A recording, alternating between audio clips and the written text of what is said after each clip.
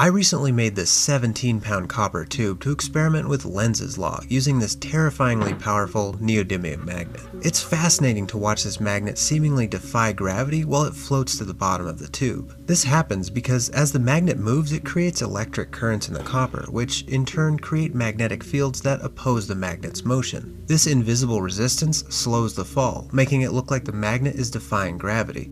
What's even more fascinating is that when I place the magnet in the tube and spin it, the magnet stays suspended in the center. This got me thinking, will a spherical magnet float in the center of a copper sphere? Well, in today's video, we're going to find out. But first, I need to make a copper sphere that we can actually see into.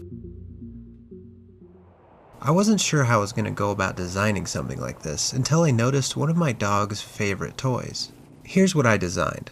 It's as close as I could get to a sphere while still being able to see the magnet through it. The shape is actually called a truncated icosahedron, but that's a mouthful, so for my sanity, I'll just refer to it as a sphere. I started by 3D printing it in PLA plastic. I'll use these 3D prints to make a mold out of ceramic shell.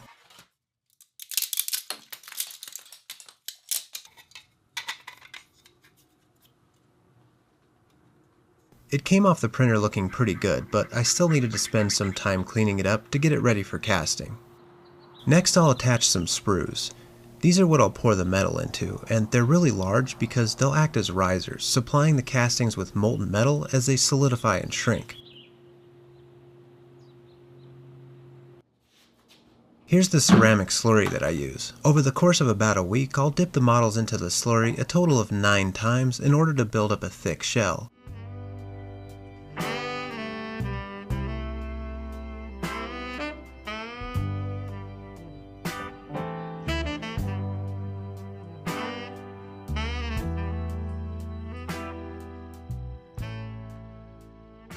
In between each layer, I'll coat them with fused silica sand. This helps thicken the shells and also adds some strength. Making complex shapes like these is where casting in ceramic shell really shines. There's no way I could make these any other way, and having a machine shop make them would be incredibly expensive. Next, it's into the kiln to burn away the plastic and turn the shells into a strong ceramic. I don't just burn away all the plastic though. Once the temperature is high enough for it to liquefy, I remove most of it, and then I return the shells to the kiln and fire them at about 1600 degrees Fahrenheit.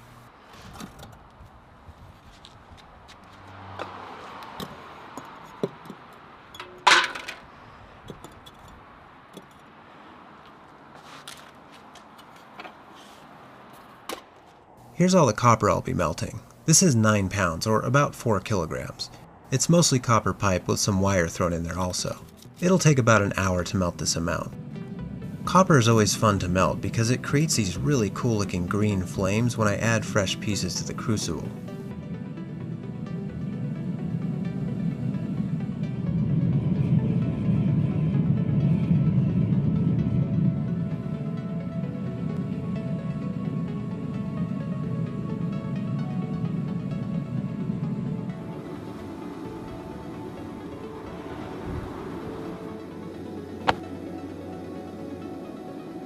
Once the copper's hot enough to pour into the shells, I'll quickly remove the shells from the kiln while they're still extremely hot, place them on some sand to catch any spills, and then pour in the metal.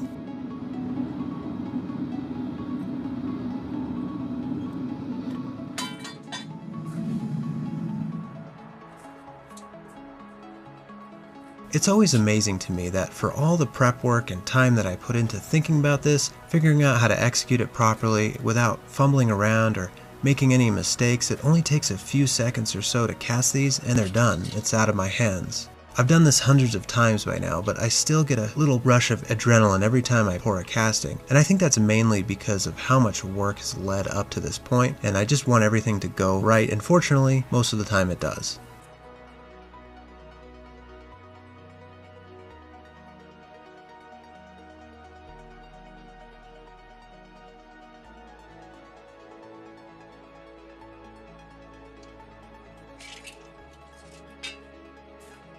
Now I just have to wait for them to completely cool overnight before I can start removing the shells.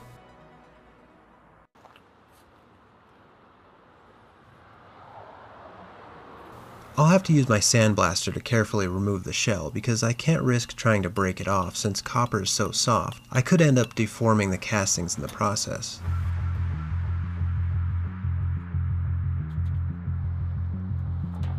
This is actually really satisfying. Instead of just slowly blasting the whole thing away, I try to cut large pieces off.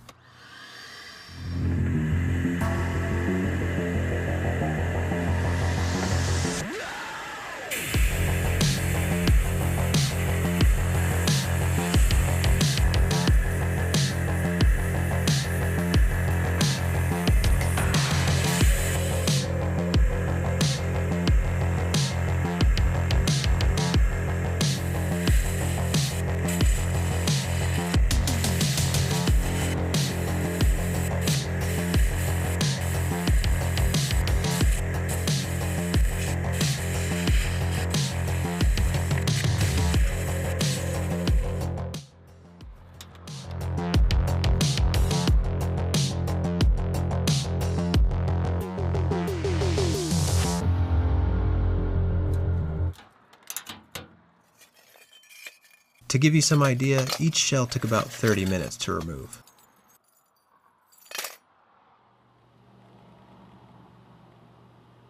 These castings turned out super nice looking. You can see these booger looking things here, which are caused by air bubbles as I dip the models into the slurry. These are really easy to remove with a chisel though, and besides that, they're just about perfect.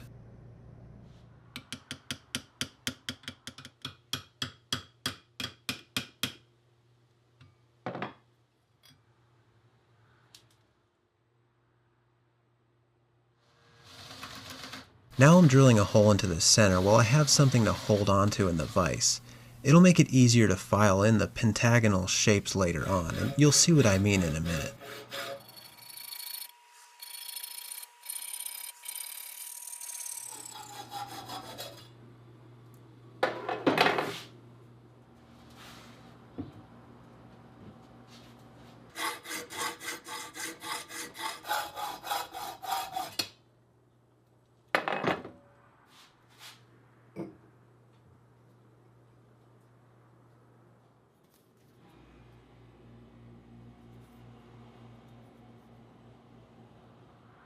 I wonder what I could use these for. Any ideas?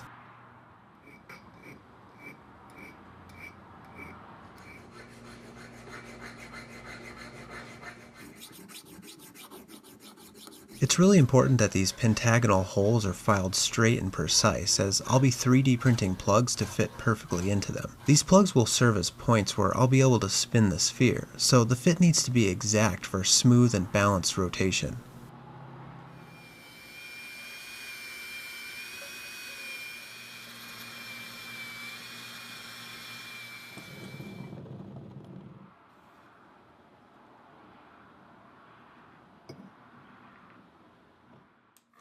The last step is to polish each facet, and this little belt grinder really made it easy.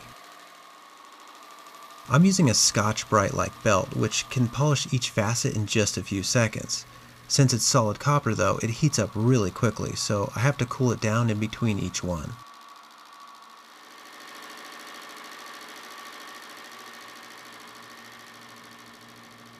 Well, here it is. I think this thing turned out incredibly cool looking. Honestly, even if I had just made it as something cool to look at, I'd still be really happy. Okay, let's find out if it actually works. Here are the plugs that I'll press into the holes I filed in. Hopefully they'll stay put.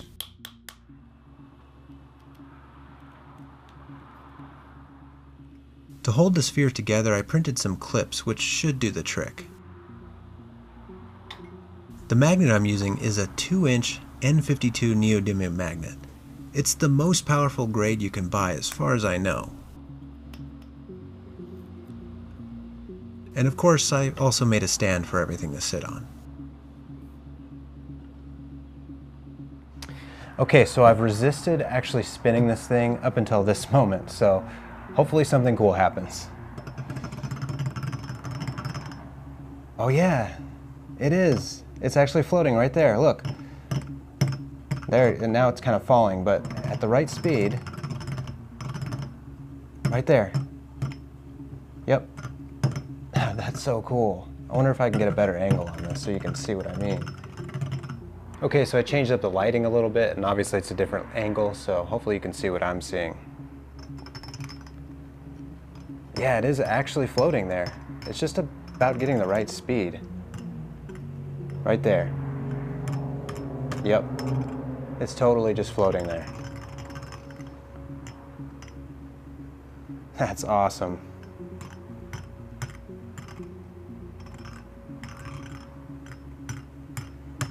Oh man, that's so cool. Let's try a drill.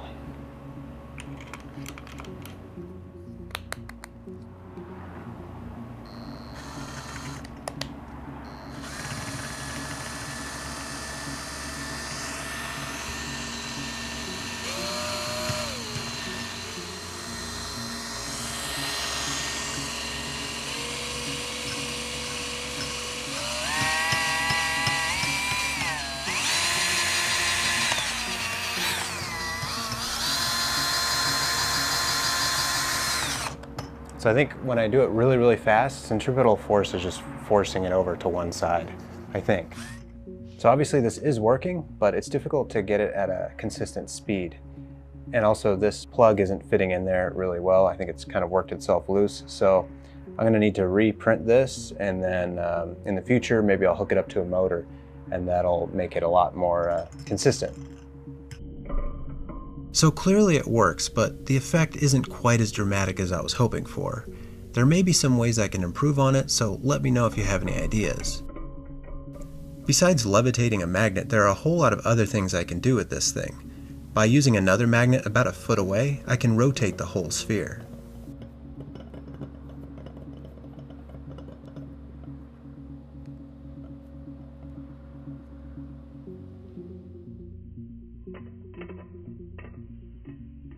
It's really hard to show on camera just how strange it is to manipulate the magnet in here. It's almost like it's underwater. It's very bizarre. Let me know if you can think of some experiments I should try, and I'll make a compilation video.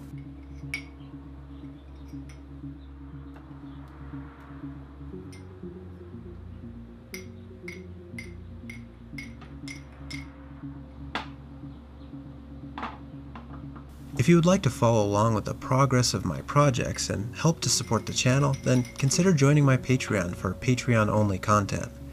I hope you enjoyed the video, and if you did, let me know what you think in the comments, give the video a thumbs up, and subscribe for future projects. Well, thanks for watching, and I'll see you in the next one.